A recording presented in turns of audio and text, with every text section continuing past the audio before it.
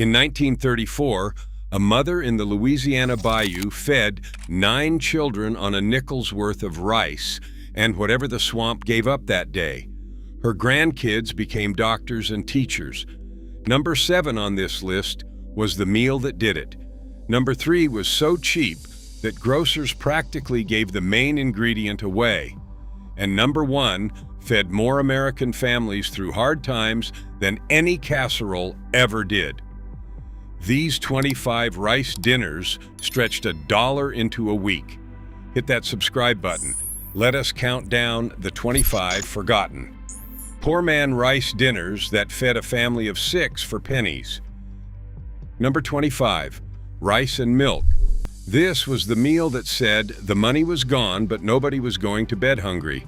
A pot of white rice cooked soft, spooned into a bowl, warm milk poured over the top, a pinch of sugar, if there was any, in the tin. That was supper. In farmhouses across Arkansas, Missouri, and the Carolinas, mothers made this on the last night before payday when the cupboard was down to its bones. The rice swelled and softened in the warm milk until the whole bowl turned into something like porridge, gentle and sweet and filling. A pound of rice cost about a dime in the early 1950s. A quart of milk ran 20 cents. For 6 people, that was dinner for pennies apiece. Children ate it without knowing it was a poor supper. To them it was warm, it was sweet, and it was home. Number 24, rice and eggs. When the icebox held nothing but a few eggs and last night's rice, a mother could still put a hot meal on the table in 10 minutes. A little bacon grease went into the skillet, then the cold rice, pressed flat and fried until the bottom crisped golden. 2 or 3 beaten eggs got poured over the top and stirred through until they set into soft yellow ribbons wrapped around every grain. Salt, black pepper, and a splash of whatever was in the bottle on the counter. That was the entire dish. It cost almost nothing because both ingredients were already there, waiting to be used up before they spoiled. For a family of 6, 4 eggs and a pot of leftover rice made a supper that stuck to the ribs. Farmers ate it before dawn. Children ate it after school. It was proof that a good cook never let a single grain go to waste. Number 23, rice and stewed tomatoes. A can of whole tomatoes cost around 12 cents, and it could turn a pot of plain rice into a real dinner. The tomatoes went into a saucepan, broken up by hand, with a knob of bacon grease, salt, pepper, and a pinch of sugar to cut the sharpness. It simmered until it thickened, and the whole kitchen smelled like something worth waiting for. Then it was ladled thick and steaming over a mound of white rice. The rice drank up the tomato liquid until every grain carried that bright, savory tang. Some families crumbled a slice of cornbread on top. Some added a little chopped onion if the garden had one to spare. This was Tuesday night, across the rural South and the lower Midwest. A meal built from a pantry can and a pot of rice. It never made it into the fancy cookbooks. It was too plain and too cheap for anyone to bother writing down. Number 22, leftover fried rice. Long before takeout containers, American cooks were frying yesterday's rice with whatever the refrigerator surrendered. A hot skillet, a spoonful of grease, and cold rice pressed in to crisp. Then in went the odds and ends. A little diced onion, the last of the frozen peas, a scrap of ham chopped fine, maybe an egg scrambled through it at the end. A shake of soy sauce if the household had a bottle, or just salt and pepper if it did not. 10 minutes later, a pile of leftovers became a complete supper. For a mother stretching a food budget across a long week, this was pure alchemy, turning scraps too small to be a meal on their own into a full plate for the whole family. Nothing matched, and yet somehow everything worked together. Kids fought over the crispy bits at the bottom of the pan. Every bite was a little different, and none of it cost more than the memory of the meals it came from. Number 21. Rice and cabbage. One head of cabbage cost less than a dime, kept for weeks without spoiling, and could feed a family for days. Sliced thin and cooked down slow in a skillet with bacon grease until it turned silky and sweet, then folded through a pot of white rice. It made a supper that was humble and deeply satisfying. The cabbage sweetened as it softened, and the rice soaked up all that buttery, smoky fat. Salt and a heavy hand with black pepper finished it. For families in the industrial towns of the Midwest and the mill villages of the South, this was a meal you could make with almost no money and almost no meat. A little crumbled sausage or a scrap of leftover pork lifted it to something special, but it did not need it. Polish, German, and Southern kitchens all made their own version. Poverty crossed every line, and so did the good sense to feed a family on cabbage and rice. First, pattern break. Here is where it gets worth thinking about. Rice was never glamorous. Nobody photographed a bowl of it. But rice was the great equalizer of the American poor kitchen because it did something almost nothing else could. It stretched. A pound of it cost a dime and swelled to 3 times its size in the pot, turning a spoonful of meat and a can of vegetables into a meal that filled 6 stomachs. Every immigrant group that landed in this country already knew this in their bones. The Italians, the Chinese, the West Africans, whose descendants built low-country cooking, the Mexicans along the border. They all brought rice with them because rice is what you cook when a little has to become enough. These meals were not invented by chefs. They were invented by mothers doing arithmetic at the kitchen table, and the arithmetic always came out to rice. Number 20. Rice and cream of mushroom soup.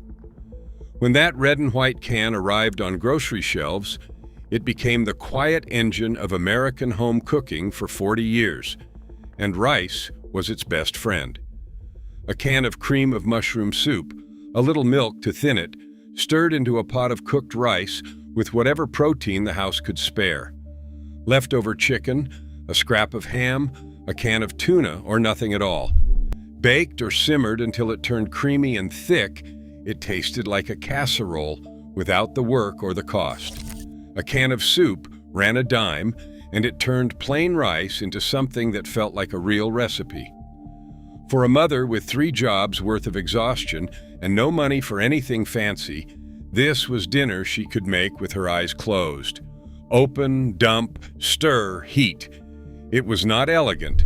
It was not written down in the good cookbooks, but it kept millions of families fed on weeknights when there was no time and less money. Number 19. Spanish rice. Across the Southwest and Texas, Spanish rice was the weeknight miracle that made a pound of ground beef feed everybody. Rice was browned in a little grease until it turned golden and nutty, then simmered with a can of tomatoes, chopped onion, a little chili powder, and whatever meat was on hand. Often just a half pound of the cheapest ground beef stretched across the whole pan by the rice. It cooked down until the grains were tender and stained deep red, carrying the flavor of tomato and spice in every bite. A skillet of it cost under $1 and fed a family of 6 with seconds for anyone still hungry. The tomatoes gave it brightness, the chili gave it warmth, and the rice made a little bit of meat go a very long way. It appeared in church cookbooks and school cafeterias across the country. Cheap, filling, and just interesting enough that children never suspected it was poverty on a plate. Number 18. Rice and lentils. Before anyone called it a superfood, poor families were already living on lentils and rice because it was the cheapest complete meal a person could cook. A cup of dried lentils and a cup of rice, simmered together in one pot with an onion, salt, and a little grease, made a thick, earthy, filling supper for pennies. The lentils broke down and thickened the whole pot, and the rice bulked it out until a spoon stood up in it. No soaking, no fuss, no meat required, though a scrap of bacon or a leftover ham bone made it sing. A pound of lentils cost under a quarter and fed a family for 2 nights. What those families did not know was that they were eating one of the most nutritionally complete meals in the world: protein, fiber, and iron, all in one cheap bowl. Their grandmothers were not reading nutrition labels. They just knew that lentils and rice kept the family strong and the grocery bill small. Number 17, turkey and rice soup. After Thanksgiving, when the turkey was picked down to the frame, that carcass became the next 3 meals. The bones went into a big pot of water with an onion, a couple of carrots, a stick of celery, and salt, and simmered for hours until the broth turned golden and rich. Then a cup of rice went in, along with every last shred of meat pulled from the bones. The rice swelled and thickened the soup into something hearty enough to be a meal on its own. A carcass that would otherwise hit the trash became a pot of soup that fed a family for days, and it cost nothing at all because it was already bought and paid for with the holiday bird. Mothers made this on the cold weekend after the feast, when the house still smelled like sage and the money was tight from buying that turkey in the first place. Nothing went to waste. Not one bone, not one grain. Number 16, smoked sausage and rice. A ring of smoked sausage cost a little, kept a long while, and could flavor a whole pot of rice into a proper dinner. Sliced into thick coins and browned until the fat rendered and the edges crisped, then simmered with rice, a chopped onion, a little bell pepper, and water or broth, until the grains soaked up all that smoky, garlicky drippings. 1 ring of sausage stretched across a full pot fed 6 people easily, the rice carrying the flavor of the meat into every bite so nobody felt shorted.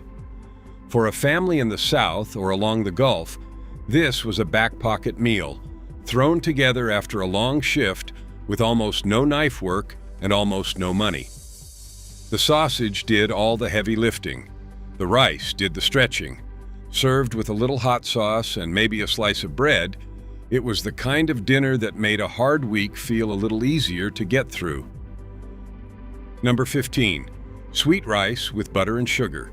Sometimes supper was dessert, and nobody complained. A bowl of hot-cooked rice, a pat of butter melting into it, a spoonful of sugar, and a dash of cinnamon if the tin had any left. That was the whole thing. On the leanest nights, when there was no meat and no vegetables and nothing in the icebox but the rice pot, this was what a mother put in front of her children so they would go to bed full and content. The butter turned it rich, the sugar made it a treat, and the warmth of it settled a child right down. It cost almost nothing, maybe a few cents for the rice and a scrape of butter and sugar. Children across the country remember this one with a strange fondness because it did not taste like poverty to them. It tasted like being taken care of. A mother who could make her kids feel spoiled on a bowl of buttered rice was a mother who knew how to love on a budget. Second pattern, break. Here is something the food companies never wanted you to sit with. These meals cost almost nothing because rice is a food nobody can mark up. A 20-pound sack of it costs a few dollars and lasts a family for months. There is no brand loyalty in a bag of rice, no advertising budget behind it, no celebrity chef building a cookbook around a pot of it and a can of tomatoes. The profit margin on plain white rice is pennies. That is exactly why you never saw it advertised, and exactly why we were slowly talked out of it. They sold us boxed rice mixes at 5 times the price, and frozen dinners with less food in them than a bowl of rice and beans. The foods that kept poor families alive and independent were the foods nobody could get rich selling. So the industry spent decades teaching us to forget them, and it worked. Number 14, ham and rice. After a holiday ham, or even just a cheap ham steak from the discount rack, The leftovers found their way into a pot of rice and became a whole new meal. Diced ham, a chopped onion, a little of the ham fat for flavor, all simmered with rice until the grains turned savory and the whole pot smelled like Sunday. Some families added a handful of frozen peas for color or a splash of milk to make it creamy. A little ham went a very long way this way, the rice absorbing all that salty, smoky richness until a cup of leftover meat could feed the whole family. It cost almost nothing because the ham was already bought, already cooked, already there. For a mother trying to make Sunday's dinner reach all the way to Wednesday, ham and rice was the answer. Filling, flavorful, and stretched so far that nobody at the table ever guessed how little meat was actually in the pot. Number 13, callus. In old New Orleans, women walked the streets at dawn selling hot rice fritters from cloth-covered baskets, calling out to the morning crowd. Callus were the poor Creole cook's way of turning yesterday's leftover rice into breakfast or supper. Cold cooked rice was mixed with a little flour, an egg, sugar, and a pinch of nutmeg, then dropped by spoonfuls into hot fat and fried until they puffed up golden and crisp on the outside, soft and sweet within. Dusted with a little sugar and eaten hot, they were the closest thing to a bakery treat a poor family could afford. The whole point was that nothing was wasted, not even a bowl of leftover rice too small to be a meal. A few spoonfuls of rice and a little flour became a plate of fritters that filled a family. The tradition faded as the old street vendors disappeared, and today most Americans have never even heard the name. But callus fed generations of New Orleans families on next to nothing. Number 12, rice croquettes. When there was leftover rice and a mother wanted to make it feel like a real dinner, she turned it into croquettes. The cold rice was bound together with an egg and a little flour, maybe a scrap of cheese or some chopped onion mixed in, then shaped into little cakes, rolled in cracker crumbs, and fried until they turned crisp and golden on both sides. What had been a plain bowl of leftovers became something that looked like effort, like a dish you might be served in a diner. Inside they stayed soft and tender, the outside crackling with each bite. Served with a little tomato sauce or just eaten plain, they turned pennies of leftover rice into a supper that felt like abundance. This was the trick of the resourceful cook, taking food that would have been dull the second day and dressing it up until the children believed something special was happening. It cost almost nothing, and it fed everyone at the table. Number 11, liver and rice. Beef liver was one of the cheapest, most nutritious things a family could buy in the post-war years, often just 20 cents a pound because butchers had more of it than anyone wanted. Sliced thin, dredged in flour, and fried fast in a hot skillet with a pile of onions cooking down sweet alongside, then served over a bed of rice with the pan drippings poured over the top. The rice caught all that rich, savory gravy and made the strong flavor of the liver easier for children to take. Done right, quick and just past pink, it was mild and tender. Cooked too long, it turned bitter and tough, which is why a whole generation grew up swearing they hated it. But a mother who knew her skillet could put a plate of iron, protein, and vitamin B12 in front of her family for about 30 cents. We stopped cooking it because we could afford to. The nutrition never went anywhere, only the knowledge did. Number 10, salmon and rice. Before tuna took over the pantry, canned pink salmon was the affordable fish that stretched across working-class kitchens, and rice was what stretched it. A can of salmon cost about a quarter. Mothers flaked it apart, picked out the big bones, and folded it through a pot of hot rice with a little onion, a beaten egg, and a spoonful of the canning liquid for flavor. Sometimes it was shaped into patties and fried, then served alongside the rice. Sometimes it was all cooked together into a creamy, savory skillet. Either way, One small can of fish fed the whole family when it was carried by a pot of rice. The soft bones in the salmon, mashed right in, added calcium that nobody knew to be grateful for. It felt like a special meal. Fish for dinner, even though it was one of the cheapest suppers in the house. Served with a wedge of cornbread, it was a Friday night dish that punched far above its price. Number 9, dirty rice. Down in Cajun country, dirty rice was born from the parts of the animal that cost the least and got thrown out everywhere else. Chicken livers and gizzards, chopped fine and browned hard in a black skillet with onions, celery, and bell pepper, then simmered with rice until the whole pot turned a deep, dusty brown. That color and that name came from the organ meat cooked down into every grain. It was cheap because the organs were nearly free, and it was rich because those humble scraps carried more flavor than any expensive cut. Seasoned with plenty of black pepper and cayenne, a big pot of dirty rice fed a family for pennies and tasted like a celebration. This was survival cooking turned into an art form, the poor Louisiana kitchen refusing to waste a single edible piece of the bird. Today it shows up on restaurant menus as a Cajun specialty. Back then it was simply what you made so that nothing and nobody went hungry. Third, pattern break. Here is what nobody says out loud about these rice dinners. They were quiet. There was no roast to carve at the head of the table, no golden bird to gather around, no dish anyone would ever brag about to the neighbors. Just a pot of rice and whatever a mother could fold into it, served in a warm kitchen at the end of a hard day. And that quietness was its own kind of dignity. A family that ate rice and beans 6 nights a week was not a family that had given up. It was a family that had figured out how to keep everyone fed, everyone together, and everyone at the table when the world offered no help at all. These meals were not defeat.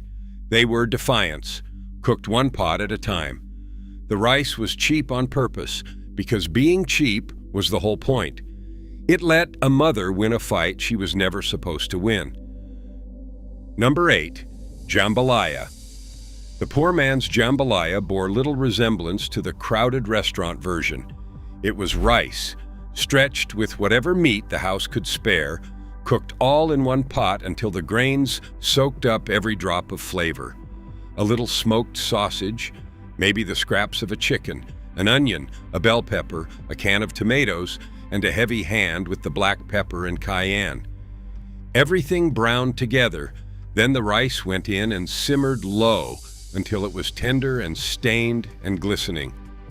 What made jambalaya genius was exactly what made all these dishes genius. A half pound of meat became a full pot of dinner because the rice carried it. For families across Louisiana, a single pot fed everyone, and the leftovers tasted even better the next day. It was born on the back burner of poor kitchens, a way to feed a crowd on almost nothing.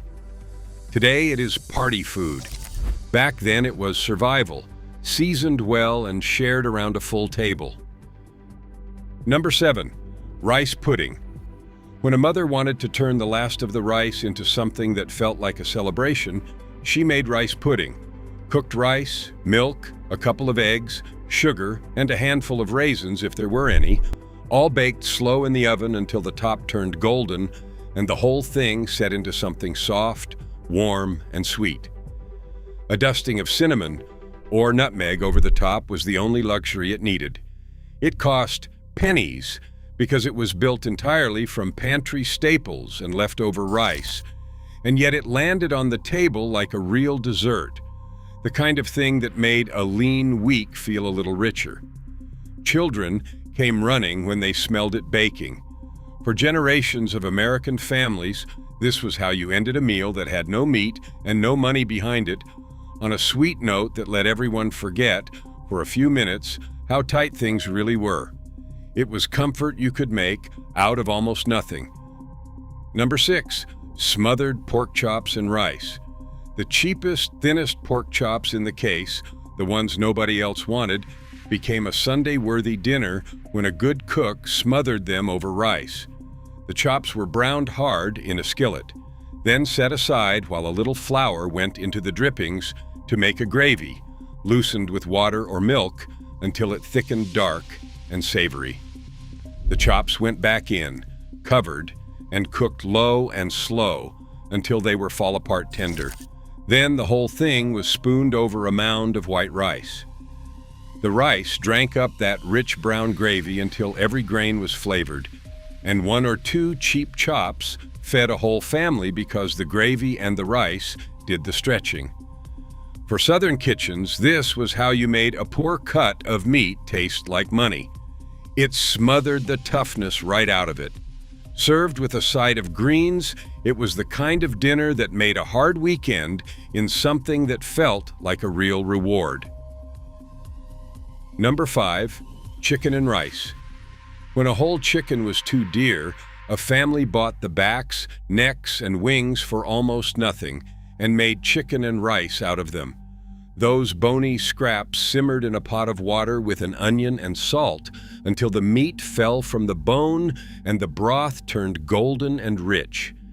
Then the bones came out, the rice went in, and it cooked in that flavorful broth until the grains were tender and every shred of meat was folded back through. A couple of dollars worth of the cheapest chicken parts became a pot that fed a family for days. It was the meal a mother made when someone was sick, when the weather turned cold, when the week needed something warm and nourishing to hold it together. The rice stretched the little bit of meat until nobody felt shorted. And every time you reheated a bowl, the kitchen smelled like someone still cared enough to cook a real dinner from almost nothing. Number 4, Hoppin' John. In the low country of South Carolina and Georgia, Hoppin' John was survival, superstition, and tradition compressed into a single pot. Black-eyed peas cooked with a smoked ham hock until the broth turned dark and smoky, then tossed with rice and seasoned with salt and a pinch of red pepper. The rice absorbed all that earthy, porky richness, and the peas swelled until they split at their centers. Eaten on New Year's Day, it was said to bring good luck. Eaten on a Tuesday in February because there was nothing else, it brought dinner. A bag of black-eyed peas cost pennies, the ham hock was a scrap the butcher nearly gave away, and rice was the cheapest thing in the pantry. This single pot fed a large family for next to nothing and left everyone full. It carried the whole history of Southern poverty cooking in one bowl, a dish born of West African tradition and hard American necessity. Today it is a restaurant specialty. Back then, it was how families stayed alive. Number 3, red beans and rice. In New Orleans, red beans and rice was the Monday meal, born from the day the wash got done.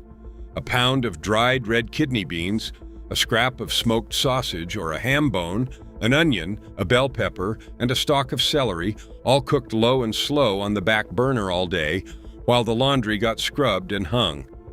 By evening, the beans had broken down into a thick, creamy gravy. The sausage had given up its smoky soul to the pot, and it all got ladled over a mound of white rice. The beauty was that it asked almost nothing of the cook once it started. You set it on the stove and walked away. A whole pot cost a couple of dollars and fed a family for days, tasting richer and better each time it was reheated. Louis Armstrong signed his letters, "Red beans and rice yours." That was not a joke. That was a man who never forgot the food that carried him through. Number 2, rice and gravy.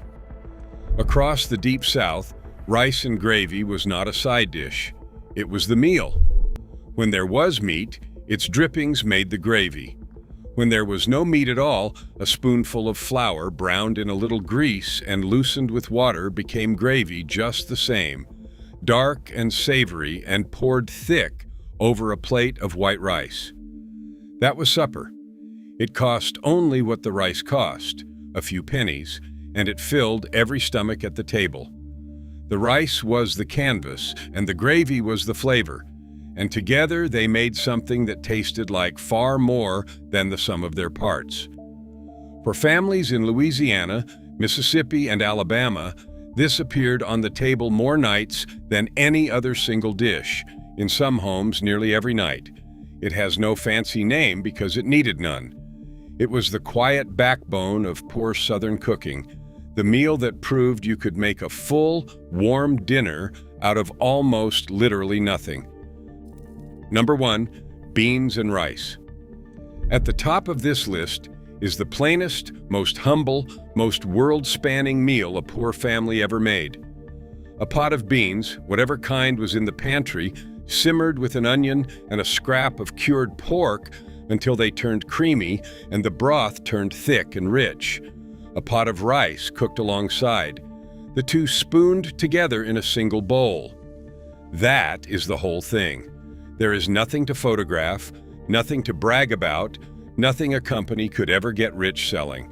And yet beans and rice kept more American families alive through hard times than any program, any charity, any casserole ever did. A pound of dried beans and a pound of rice cost less than a quarter combined, and together they made a complete protein that fed 6 people for 2 days.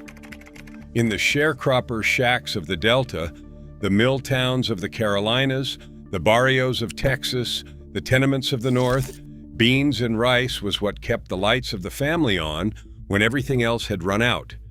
Every culture on Earth has its version, because everywhere on Earth, this is the meal you make when a little has to become enough. It is the simplest food there is, and it is proof that a full belly and a family at the table was never really about money at all. Here is my challenge. Make one of these this week. Just one. The red beans and rice, the rice and gravy, the Hoppin' John. Then sit down at the table, set a proper place, and eat it slow. Come back and tell me if your grandmother knew something we forgot. Drop the one you are going to try in the comments. I want to know if the beans and rice gets more love than the dirty rice. And I want to know whose grandmother made sweet rice with butter and sugar on the last night before payday. Because these were never just cheap dinners. They were a whole way of feeding a family that we were quietly talked out of. Your grandmother knew. Now you know too.